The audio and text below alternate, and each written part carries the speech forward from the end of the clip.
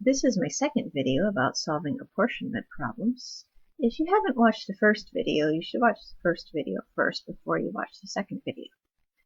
So just to recap here, an apportionment problem is a fair division problem where players are entitled to differing percentages of a set of goods, but they must receive a whole number of items, and all items are identical and indivisible. And we talked about how a normal example of this is actually talking about apportioning the seats in the House of Representatives for some sort of country. So just a reminder of some vocabulary here. The standard quota is the number of seats that a state will receive in the apportionment. So I have an example here. This is very similar to the example in the other problem. I have a fictional country of Catan consisting of 5 different states, A, B, C, D, and E. They have a total of 100,000 people, and their House of Representatives will have 20 seats. So the total population is 100,000. There are 20 seats.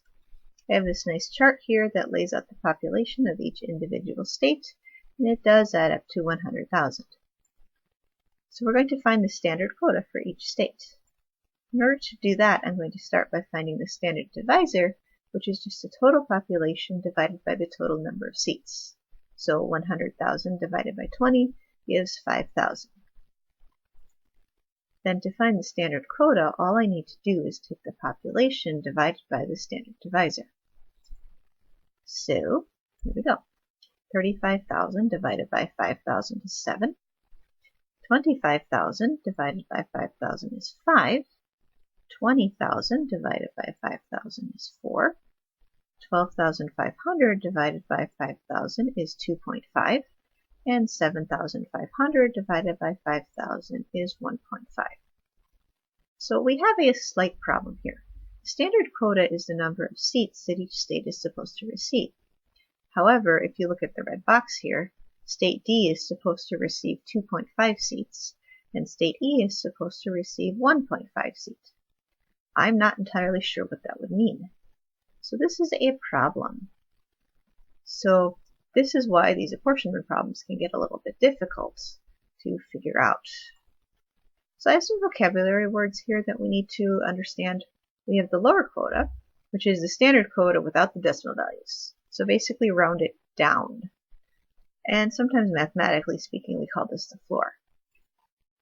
The upper quota is the next whole number that is higher than the standard quota.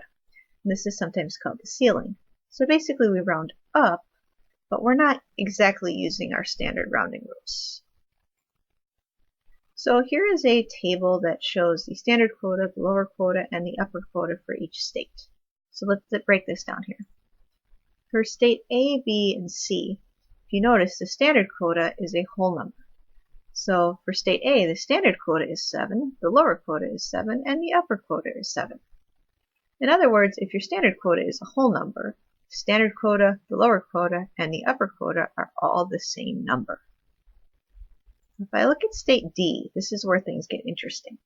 The standard quota for state D is 2.5. So the lower quota is the whole number part, which is 2.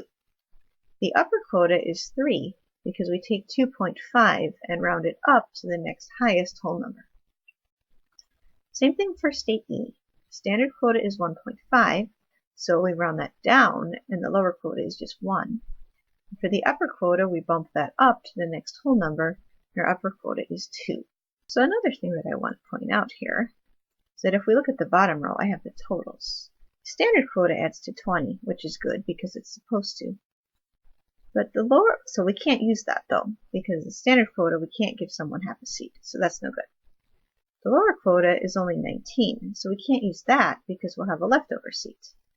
The upper quota is 21, and we can't use that one because we don't have 21 seats, we only have 20. So we can't use the standard quota, we can't use the lower quota, and we can't use the upper quota.